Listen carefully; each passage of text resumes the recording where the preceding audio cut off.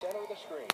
It looks like you see Ryan Newman up there on the left-hand side, and he just goes to turn left, and he turns over the fender of Jimmie Johnson.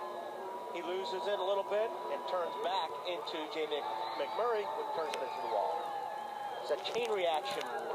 Tell you what, it sure looks like that 19 car Jeremy Mayfield, doesn't it? Yeah.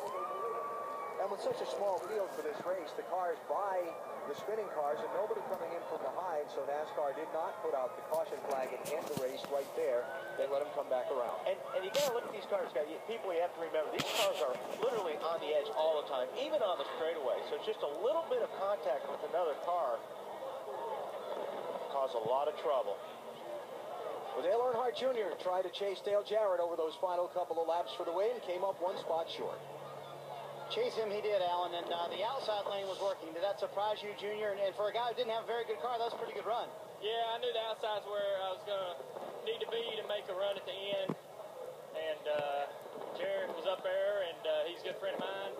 Helped me before, I've helped him, and we tried to make a run at him on the last lap. But, yeah, you had a great car. Congratulations to Mr. Jarrett. I'm pretty happy about that, but I'd like to have won it myself, but we didn't have an awesome car, but a great car by the Bud team, and it ran up on them and pushed people, but I couldn't get nobody to push me, so that was kind of tough all night. Last 3 years for the Bud man in the Bud shootout, second, first, and second. Bill? Dale Jarrett came here with a very positive attitude, very confident in his car and his team and his car, and it paid off for him tonight. And Dale Jarrett sits in victory lane, ready to celebrate another win in the Budweiser shootout. The last time he won the shootout, he started 15th in the year 2000 and raced on 1 week later to claim the Daytona 500 championship.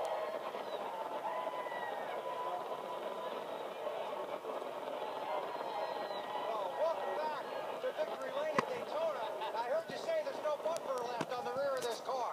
Yeah, probably not. I got to thank my buddy Dale Jr.